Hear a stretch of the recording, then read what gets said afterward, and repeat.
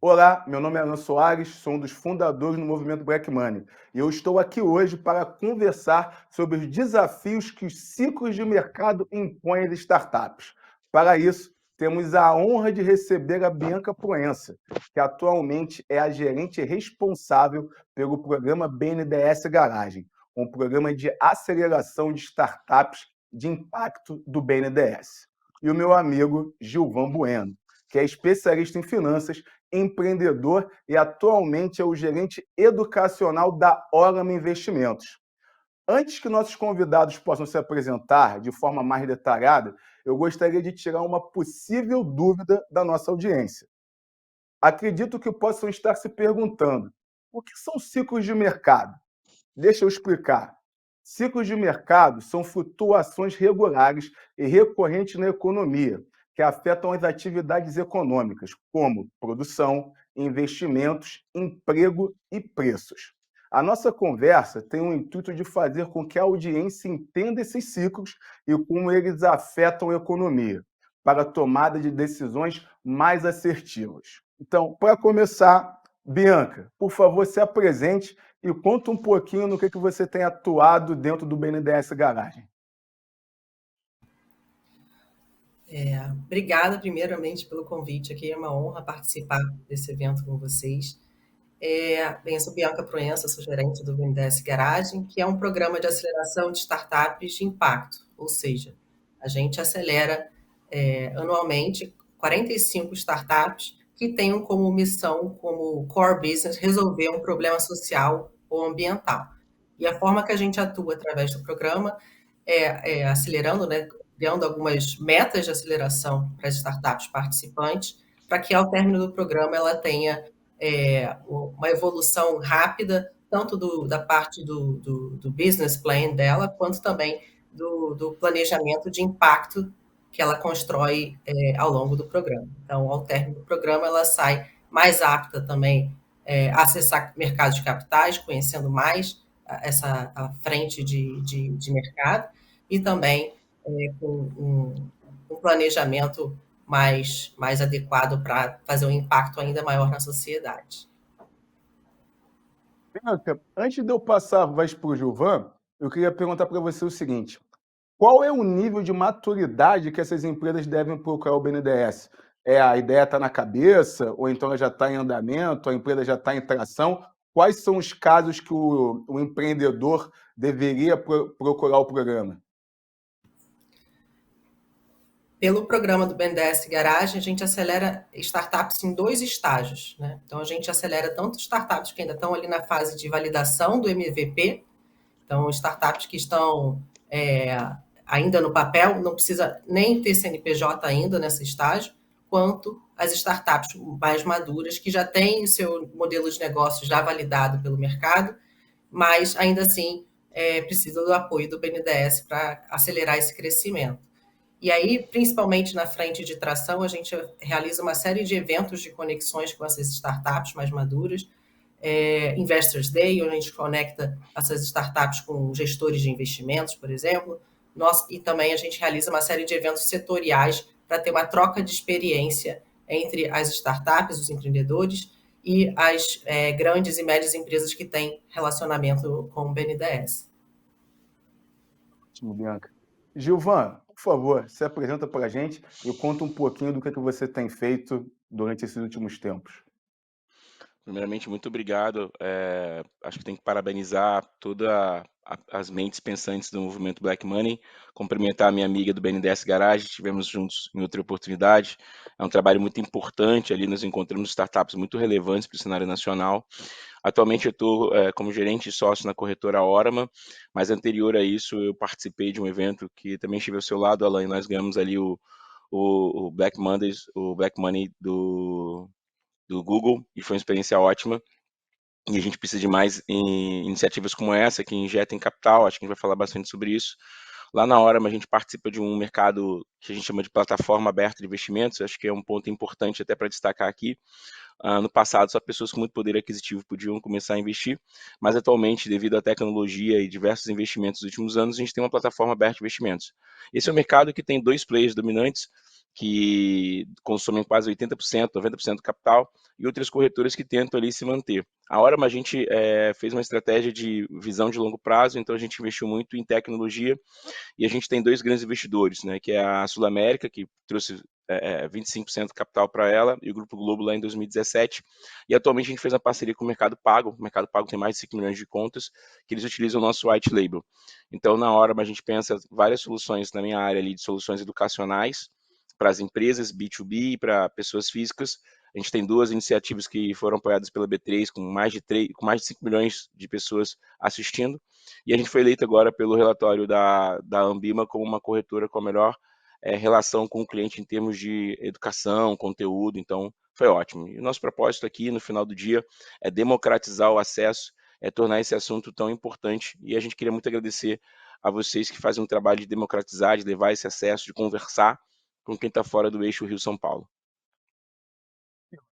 Aproveitando que a gente está falando sobre educação, democratização dessa educação e intencionalidade, eu queria fazer uma pergunta para vocês sobre como esses empreendedores poderiam superar os desafios. Para a gente entender o seguinte, na fase de prosperidade, a economia está em alta, com um crescimento considerável em todos os setores. Isso significa que as empresas estão ganhando dinheiro, expandindo suas operações e contratando novos funcionários. Como atuar de maneira responsável, evitando ser pego no contrapé, pensando em evitar ondas de demissões e possível falência dos negócios quando esse ciclo de prosperidade ele chega ao fim? Eu queria entender um pouco do ponto de vista de vocês quanto a isso. Vou começar e depois a nossa convidada dá sequência. Olha, eu vou pegar um momento muito especial no qual eu estive falando com o fundador do Sucos do Bem, o Marcos, e ele fez uma captação, vendeu esse negócio, e aí no meio dessa conversa ele falou o seguinte: olha, eu perguntei, cara, qual o melhor momento para você captar recursos? Ele falou, olha, você tem que captar recursos quando a empresa está num momento muito bom, porque se você vai captar recursos no momento que a empresa está muito mal, que o seu fluxo de caixa já está ineficiente, não você consegue ter uma visão de longo prazo, é muito difícil. Então, acho que o primeiro grande princípio aqui para essa questão de captação de recursos é no momento que você está no auge, que você consegue captar projetando um caixa para 3 anos, ou seja, às vezes quando a gente faz captação por um ano e esses recursos acabam não sendo favoráveis. Segundo fator aqui é sempre ajustar o seu orçamento com o momento atual. A gente viu, e acho que Bianca vai trazer vários insumos aqui do BNDES Garagem, e você também, Alan, que é um entusiasta do assunto, essa questão de você ficar protelando o negócio, achando que vai chegar o momento do boom e você gasta mais dinheiro do que você está recebendo. Então, acho que o segundo fator é ajustar o orçamento com a realidade da empresa e não ficar gastando achando que o negócio vai crescer, e é o que aconteceu agora. E você falou muito bem, nesse ciclo de mercado com juros altos, agora você tem mais dificuldade para arrecadar dinheiro e pagar as contas. Complementando o Gilvan, né, eu acho que é muito importante esse olhar muito atento, né, ao orçamento realmente das startups, evitando essa queima de caixa muitas vezes desnecessárias, né? Quando você está num momento de juros baixos, com a economia aquecida, a tendência é que todo mundo gaste mais recursos e tenha uma alocação menos responsável do seu recurso, né? E agora que a gente está vivendo essa alta de juros generalizada, né, não só apenas no Brasil, como no mundo todo, isso faz com que reduza a quantidade de investidores nas startups, e aí agora os gestores das startups precisam ter um olhar muito cauteloso para a queima do caixa, né, para o seu orçamento, para tentar alongar ao máximo o recurso que ele tem ali disponível de investimentos. Isso acaba fazendo realmente com que tenha essa onda, né, de demissões que a gente está presenciando, vivenciando, mas isso faz com que a startup tenha essa longevidade e consiga superar esse vale que a gente está passando agora em função da alta dos juros. Aproveitando que você trouxe o caso da alta de juros, eu queria fazer uma pergunta que serve para os dois. É possível o empreendedor ele ter uma bola de cristal para conseguir prever essa mudança do ciclo? É possível conseguir compreender quando a música está parando de tocar? Porque a gente está vendo alguns casos hoje em dia de grandes conglomerados, não vou citar aqui os nomes, mas pedindo recuperação judicial, com um grande problema para conseguir novos créditos, porque os juros estão muito altos para isso, mas existe uma forma de se planejar para evitar o pior? A gente tem que esperar o pior, mas tem como evitar o pior? Tem como ver na bola de cristal que o ciclo está mudando? O que, é que vocês acham disso? Ah, legal. Acho que as novas empresas, Bianca me complementa depois, né, acho que as novas empresas elas têm que olhar muito para a ciência de dados, né. Então a gente, aqui na Horama, a gente tem uma área de ciência de dados, eu tenho criado alguns projetos nesse sentido, porque acho que a ciência de dados hoje vai ajudar bastante. Por exemplo, eu vou trazer aqui só uma literatura rápida, né, a estratégia do Oceano Azul, cara, ela é muito legal do seguinte, né, a gente tinha Disney e Netflix disputando o mercado de streaming, e a Netflix tinha 7 anos de vantagem contra o segundo colocado. A Disney queimou em média 1 bilhão por ano, nos últimos 2, 3 anos, para chegar ao mesmo número de usuários da Netflix, que são mais de 220 milhões de pessoas. Só que ela queimou muito caixa para fazer isso. Então o mercado sabia que ela ia chegar, pelo nível de investimento que ela estava fazendo, aquisição de clientes, mas que talvez ela aumentaria seu endividamento. Isso foi a verdade. O Bob saiu da empresa da Disney, teve que voltar para conter, ela também fez layoff. Então, acho que a bola de cristal é você ter um time de ciência de dados e, segundo, um time de consultoria ou de estrategistas, por exemplo, para entender muito a economia. Você falou de ciclo de mercados, a gente tem toda segunda-feira, após a decisão do Copom, a ata do Copom, mostrando como é que vai ser o cenário de juros. Então a gente sabia que os juros ia subir, não sabia em qual momento. Então, pessoas que tinham uma boa consultoria, uma boa análise de dados, conseguiram prever isso. Então, acho que aqui você tem muito ter essas duas ferramentas para você conseguir meio que você não vai ter uma bola de cristal, mas você vai ter ali um, um, um, uma- um pré-entendimento do que pode vir a acontecer. Eu acho que aqui no final é desenho de cenários por mudanças de taxa de juros, de clientes, de custo de aquisição, de inflação das mídias sociais. Eu acho que isso é muito relevante para um business que precisa crescer o tempo todo. Complementando, acho que além, né, de acompanhar ali o cenário econômico do Brasil, acho que é importante também acompanhar o cenário econômico mundial, dado que muitas vezes esse recurso vem de fora, né? Tem muitos gestores que fazem a gestão de fundos com recursos né, de países estrangeiros, principalmente Estados Unidos, então acompanhar também a economia lá fora é importante para saber, para se antever, né, que esse recurso vai se tornar mais escasso no futuro.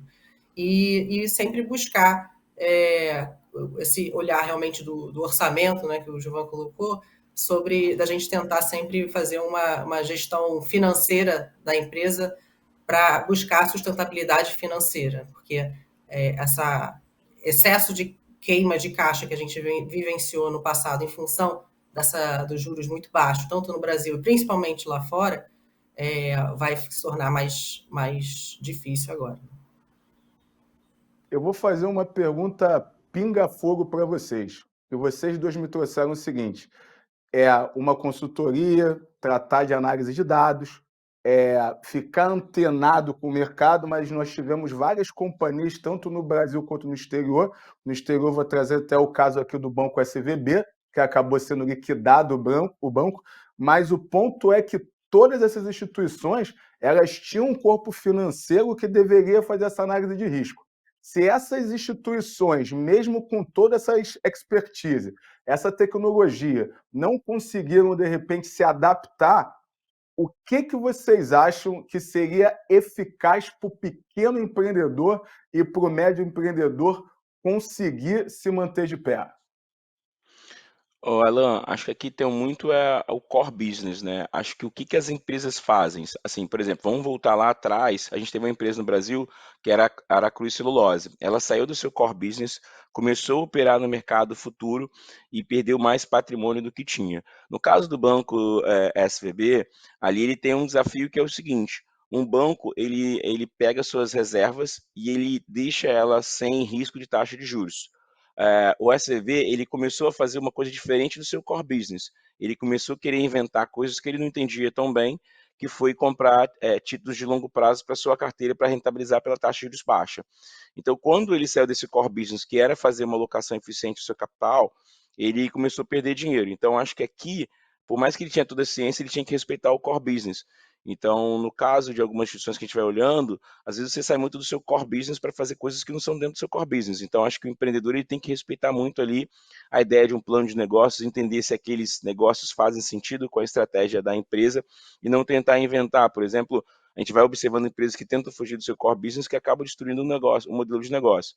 Então, o SVB ele saiu do modelo dele de core business. Então, acho que o primeiro fator aqui é, cara, ter um conselho que não permita que uma pessoa só tome decisões e essas pessoas consigam falar, o core business é esse. Sem dúvida. E eu acredito também que no caso do Banco Americano, né, eles também não estão muito acostumados com inflação e altas dos juros assim tão inesperados, né? Acho que o brasileiro está mais acostumado com esse patamar de juros e quando eles foram pegos ali acho que de surpresa, no caso deles, por conta dessa inexperiência, né, por terem vivido anos e anos com juros super baixos. Então, agora, acho que o brasileiro está mais escaldado com isso, né, com as consequências da inflação e da alta de juros altos, mas, de qualquer forma, essa alta de juros lá fora também afeta muito nossos empreendedores aqui, em função dessa dificuldade de atrair o recurso, já que o recurso acaba migrando ali para investimentos mais seguros nos Estados Unidos. E acho que, além disso, né, o Gilvan já bem colocou, realmente se ater ali ao core business da empresa e não tentar buscar esses mecanismos financeiros para tentar rentabilizar o recurso da empresa, né? O dinheiro que está na empresa deve ser investido no crescimento da empresa e não buscar esses outros mecanismos para buscar rentabilizar o caixa da empresa. Alan, queria só trazer dois pontos aqui muito legal junto com a fala da Bianca que você levantou, que são as coisas que não estão no radar, né, que a gente chama no mercado de Black Swan ou eventos inesperados. Uma coisa que eu e você a gente sempre fala é essa questão do imprevisível acontecer. Então, tiveram dois acontecimentos imprevisíveis. O primeiro, os Estados Unidos está tendo a maior inflação dos últimos 42 anos. A última vez que os Estados Unidos teve inflação de 2 dígitos ou tão alta assim foi em 1981, onde o Paul Volcker ele aumentou a taxa de juros para 20%. E uma outra questão, o Jeremy Powell, que é o presidente dos Estados Unidos, ele mudou a taxa de juros de 0 para 5 em 18 meses. Ou seja, todo mundo que tinha uma estratégia não conseguiu, às vezes, sair dessa estratégia para se tornar adaptável ao mercado. Então, os acontecimentos imprevisíveis, eles estão sempre aí, por mais que você tenha um plano, aqui acho que vai muito dessa capacidade de você ter um controle do risco e não se expor tanto. Por exemplo, esse banco americano, ele estava muito exposto. Então, às vezes, se você tiver essa gestão do risco, que é uma coisa que você adora falar, ela é muito eficiente contra esses momentos imprevisíveis, porque se você apostar acreditando que tudo vai ser 100% perfeito, às vezes o inesperado acontece. Exatamente.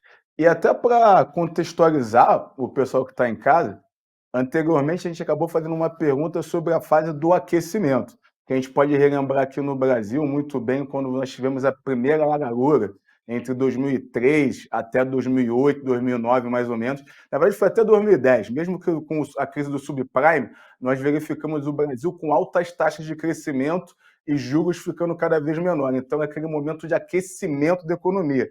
Já na fase de resfriamento, que é praticamente o que a gente está vivendo agora, que a gente começa a ver um ritmo de crescimento baixo, as empresas começam a sentir os efeitos e as vendas diminuem, produção reduzida e para completamente a contratação.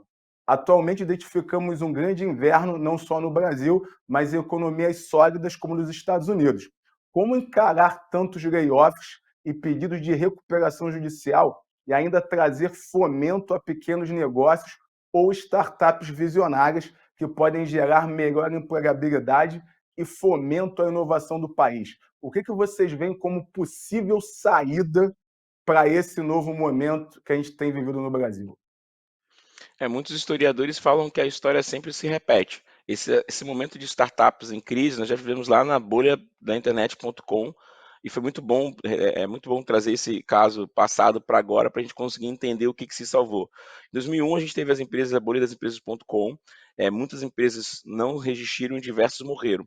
Mas quais foram as empresas que sobreviveram a essa mesma coisa de bolhas em internet em 2001?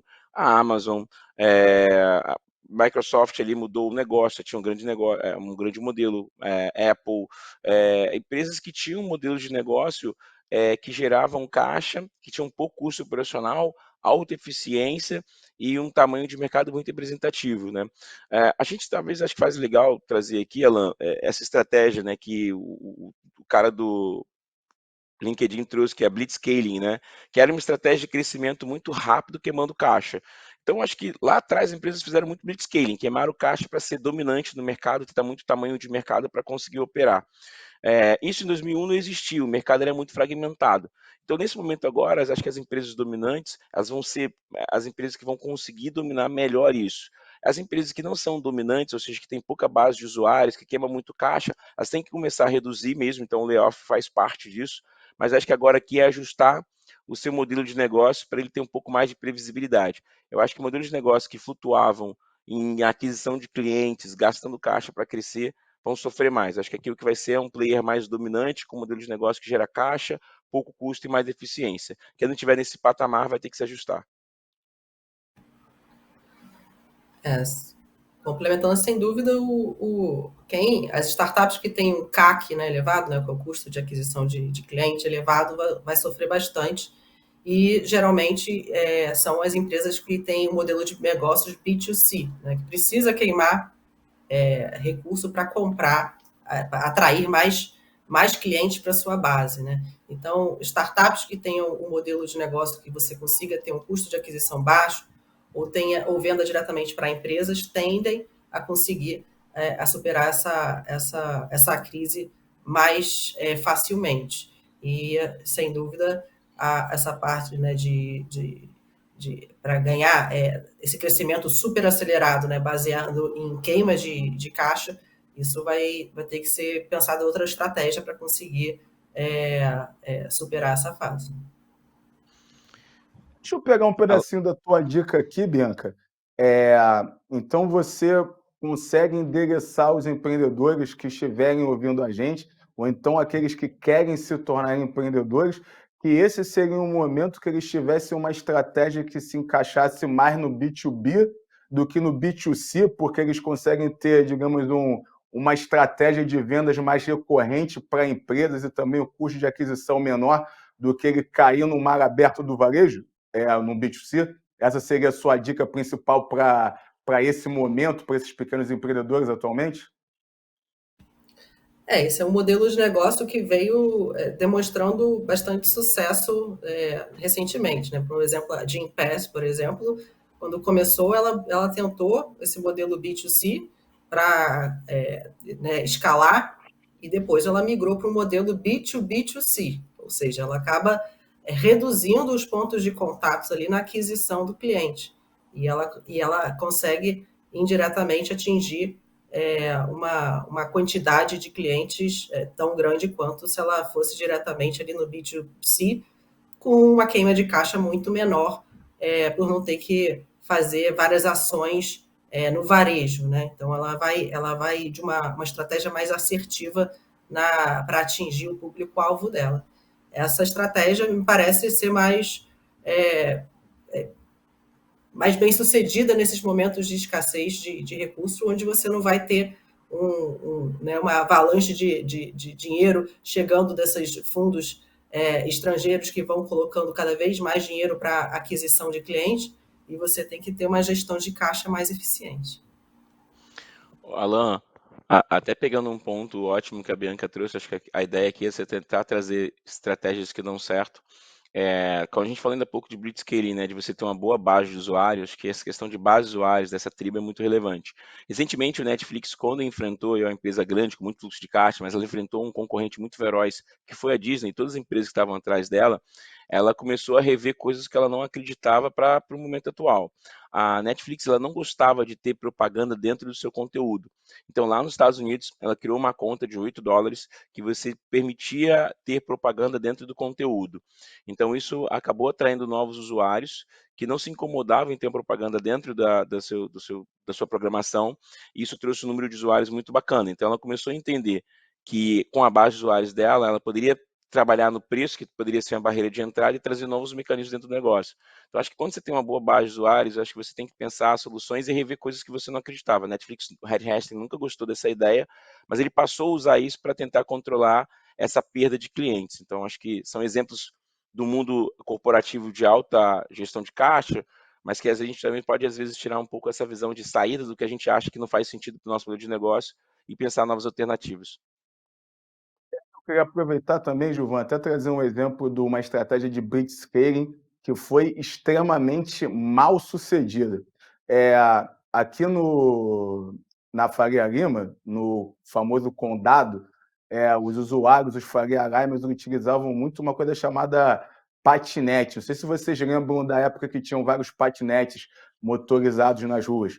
Então, tinham duas grandes empresas que estavam competindo por esse mercado. Eu estive numa reunião com que tinha o CFO de uma dessas empresas, que ele acabou confessando que no processo dele de blitzscaling, para crescer muito rápido, ele estava trazendo os patinetes importados da China de avião. Ele estava pagando mais caro no frete do que no próprio produto. Isso por uma corrida desenfreada para conseguir sair na frente do outro. Culminou que os dois negócios morreram. Então, é um bom exemplo aí para o nosso ouvinte, saber que nem tudo que ele vem a ler em algum livro, ele pode ser praticado de cabo a rabo, principalmente no momento que você tem juros tão altos. De repente, funcionava muito bem nos Estados Unidos, onde você tinha juros zero, então na Suíça, que você tinha juros de menos 0,10, menos 0,75, na verdade, na Suíça, ou no Japão, de menos 0,10. No Brasil, isso não vai acabar não funcionando. E aí eu queria trazer uma outra pergunta pinga-fogo para vocês. Reza a lenda que unicórnios não existem, que eles são seres míticos. Como vocês enxergam a presença deles no mundo das startups em relação ao impacto social e na concentração de riqueza? Cara, acho que aqui é uma pergunta muito boa. Saiu um estudo de uma companhia americana falando que unicórnios demoravam 6 anos para existir, queimando muito fluxo de caixa. Talvez agora, copiando a história, o unicórnio fique um pouco mais escasso, né? A gente viu o SoftBank talvez reduzindo, vendendo algumas posições, essa taxa de juros alta pelo mundo todo. Acho que a parte de impacto, o Kofi Annan, quando ele pensou lá o princípio de investimentos responsáveis, ele pensava numa coisa que ajudasse o ecossistema. Acho que a gente ainda está construindo, acho que eu queria muito paralisar a Bianca, porque eu convivo em alguns momentos com os projetos BNDES Garage, eu acho que é o único projeto no Brasil que abre suas casas, que coloca seus recursos, tanto os econômicos quanto materiais e humanos, para promover os talentos. A gente vê, por exemplo, as grandes empresas que pensam em startups, elas pensam em comprar, em vender um negócio, ganhar muitos milhões e pouco ajudar o ecossistema. A gente tem lá até o Google, que eu fiz questão de botar, mas todo mundo que é ex-Google pode acessar a plataforma. O empreendedor que está começando, ele não tem muitos recursos, ele não tem espaço, ele não tem networking, ele não tem um lugar para debate, ele não tem acesso a pessoas com muito capital intelectual.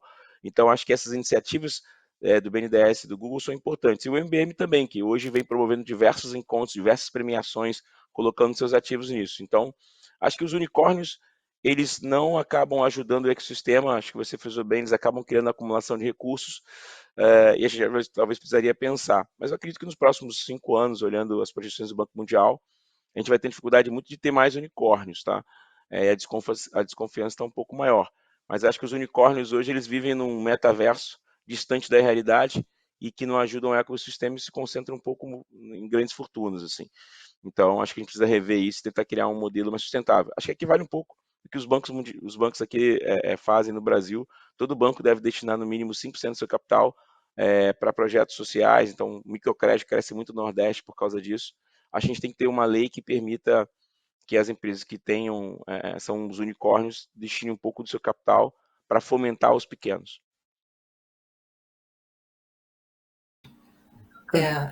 Dentro do BNDES Garage, a gente promove, né, essa parte de conexões com investidores, e também a gente tem os mentores do BNDES, né, os funcionários da casa prestam mentoria com a sua expertise setorial, com a sua expertise de mercado, para os empreendedores que participam do programa, para ter esse olhar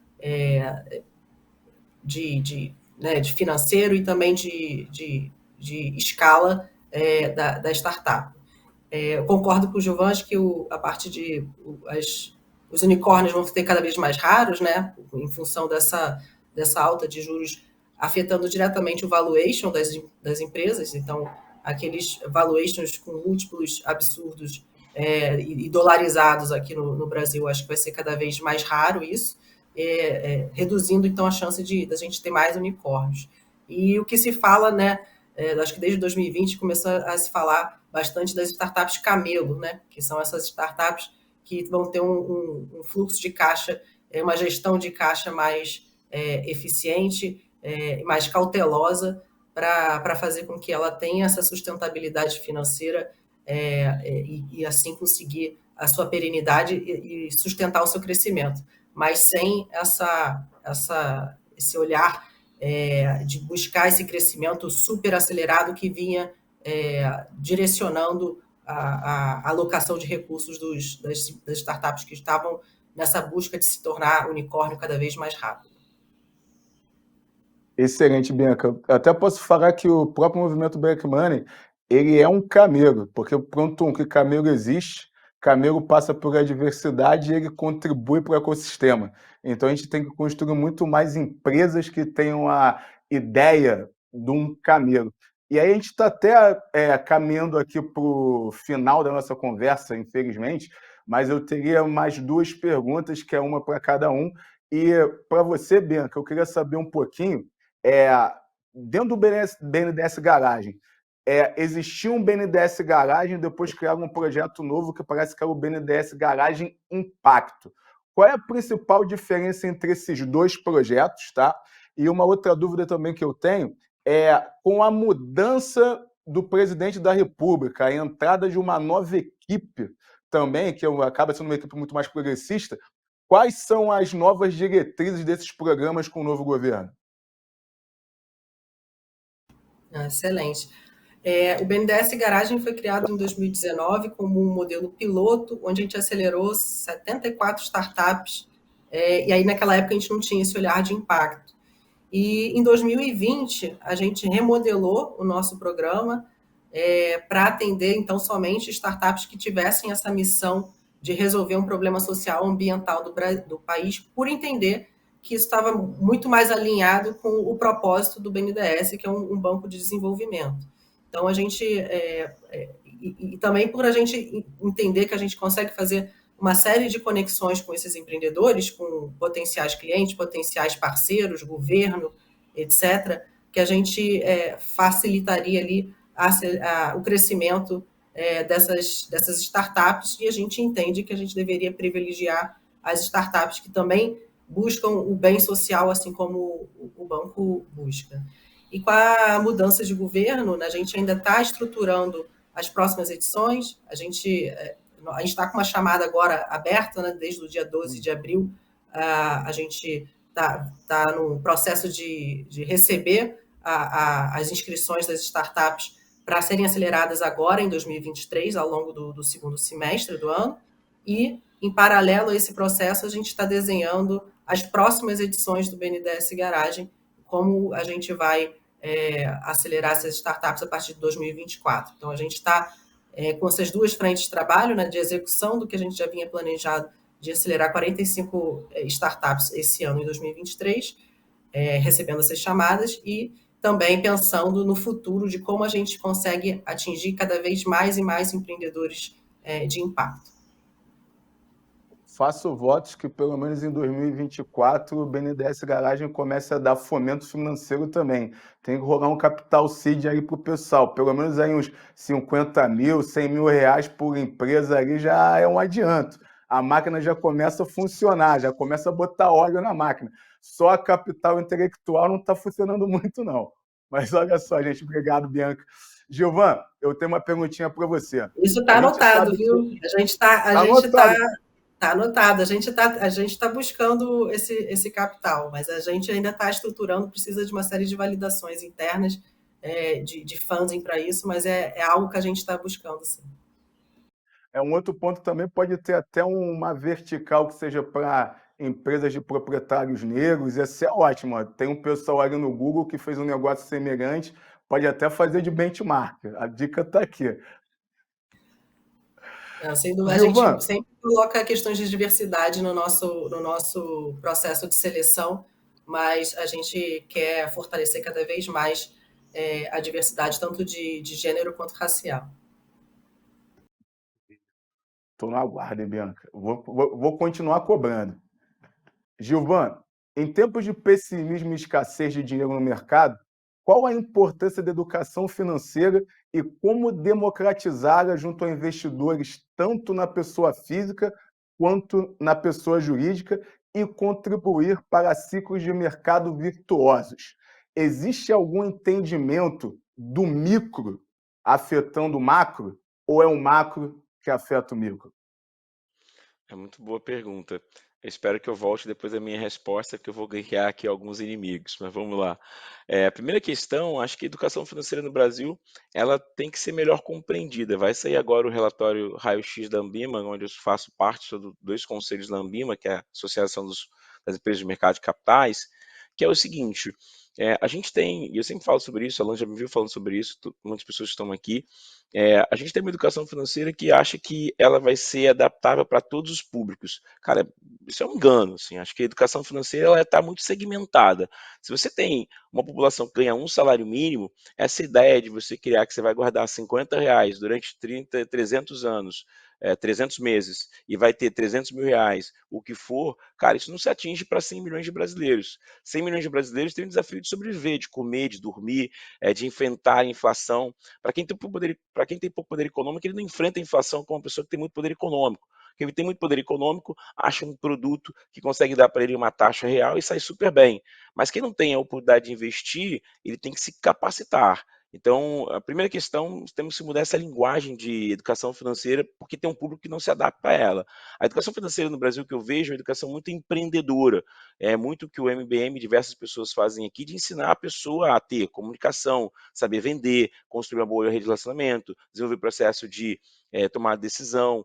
Então, acho que para quem tem pouco poder econômico, ele tem que investir em educação. Acho que a verdadeira educação financeira de quem tem pouco poder econômico é conseguir ter um conhecimento que ele rentabilize por isso, via vendas ou via o seu conteúdo dentro das empresas, e ele se torne ali caro para uma empresa. E na parte micro, a gente sabe aqui, acho que foi muito bacana o BNDES Garagem e o MBM está falando sobre isso, que é o seguinte: quem faz a economia, gente, não são as grandes empresas de mercado de capitais, são os mais de 7 milhões de micro e pequenos empreendedores, como diz o Sebrae.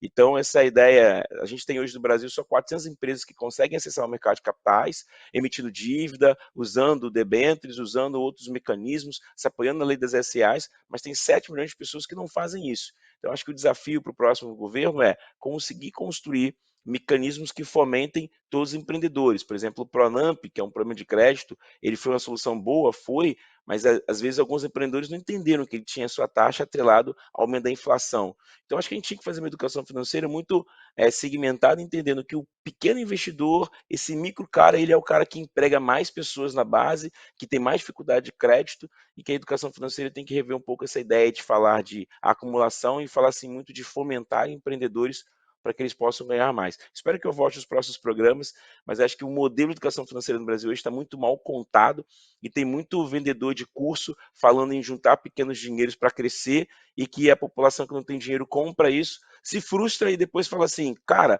não é verdade, isso não é para mim. Então, acho que a ideia de democratizar é começar a falar direcionado de maneira correta para quem tem pouco recurso. E no Brasil, mais de 100 milhões de pessoas têm poucos recursos. Comentando o que você disse, Gilvan, eu vou incomodar esses nomes que você disse que ia acabar criando alguns inimigos. a parte bom de ter produção, que riqueza vem da produção, né? Então, como eu trabalho e produzo, eu consegui criar uma reserva de emergência para poder pagar um advogado. Então, vou poder chegar e falar qual é o problema aqui. O problema é que a gente tem muita educação de mercado e pouca educação financeira. Tem uma educação de mercado que as próprias corretoras acabam induzindo as pessoas a fazerem cada vez mais day trade, roletar no mercado, opção binária, aposta esportiva, e nada disso é educação financeira. Na verdade, é uma forma de conseguir atrair esse pequeno investidor, de acabar dando um sonho impossível de ser alcançado para ficar com o dinheiro desse indivíduo. É a mesma coisa que esses influencers que negativamente ficam falando: olha, é melhor você alugar um imóvel do que você comprar um imóvel. Depende para quem. Realmente, se você já tem um patrimônio de 1 milhão guardado, é melhor você alugar, que você vai alugar um imóvel pagando 0,3, 0,5, e o teu 1 milhão vai ficar rendendo a 14%, 15% ao ano. Mas para um indivíduo que ganha 2 mil, 1.500 reais, ele vai no Minha Casa Minha Vida, vai pegar a taxa de 4% ao ano, 6% ao ano. Vai pagar uma casa que vai ser dele no final das contas. Então, a educação financeira tem que ser segmentada, como você disse, e esses influencers, que eu chamo, na verdade, de desinfluencers, tem que parar de vender curso e parar de vender história da carochinha. Eu queria agradecer vocês dois pela oportunidade da conversa. Queria me endereçar aqui para as falas finais e que vocês pudessem se despedir e dar a palavra final de vocês. Vou deixar a Bianca começar, que eu falei pra caramba. Obrigada pelo convite, né? Poder participar aqui hoje. Eu acho que é muito importante esse tipo de conteúdo que vocês estão desenvolvendo e disponibilizando, porque, de fato, a parte de educação financeira é algo que a gente precisa difundir cada vez mais no país, para que a gente tenha mais sucesso nas startups e nas empresas de uma maneira geral, e elas consigam antever aí essas avalanches que chegam, né, em função de altas de juro e outros itens que às vezes são inesperados para as startups, para elas se prepararem financeiramente, se prepararem, ter um olhar cada vez mais atento para os gastos dela, para os custos de aquisição de cliente, lifetime value, enfim, buscar cada vez mais esse conhecimento financeiro para que ela possa superar esses momentos difíceis. Muito bom. Cara, eu aqui vou falar o seguinte, vou ser super breve, assim. Podem te julgar pela cor da sua pele, podem te julgar pela sua orientação religiosa, sexual, se você é gordo ou magro, se você não fez um bom colégio, podem te julgar por qualquer coisa. Mas a partir do momento que você adquirir muito conhecimento, esse conhecimento pode te ressurgir, pode te ajudar, pode te mudar. Então, se você está aí agora, no momento pensando em transição de carreira, se você está no momento que você está perdendo um pouco a sua fé, ou em você, ou nas coisas que estão ao seu redor, cara, invista em conhecimento, consuma um conhecimento rico, com um propósito bem direcionado, como está acontecendo aqui hoje. E se você quer fazer uma mudança na sua vida, cara, investe em conhecimento, tenta aprender de coisas novas, se cerca de pessoas positivas, que conheçam um pouco mais do que você. Se você achando que você não está tendo resultado, cara, talvez o problema não está nos resultados, está em você e no que você está consumindo diariamente. Então, não deixem te julgar pela cor da sua pele, pela sua orientação religiosa, sexual. Cara, vai lá e escreva uma história diferente, mas invista sempre em conhecimento. Porque pode te tirar tudo, mas o conhecimento ninguém te tira. O conhecimento transforma. É o melhor investimento e tem o melhor rendimento. Obrigado e parabéns ao pessoal da MBM pelo propósito. Beijo, Bianca. Obrigadíssimo pela presença de vocês. Agradeço demais. Espero encontrá-los brevemente. Se não for num programa como esse, que seja pelo menos para tomar um chopp de frente para a praia. Obrigadão, gente. Convidado. Bom, nós estamos falando... Obrigado, gente. Beijo. Nós estamos falando sobre desafios e formas de lidar com a volatilidade do mercado. E por falar em desafio, vamos chamar a Juliana Martins para seguir com o painel IA e Web3, oportunidades e desafio. Mas antes, Bianca, Gilvan, foi uma honra bater esse papo com vocês. Beijo, até breve. Tchau, tchau. Tchau, tchau.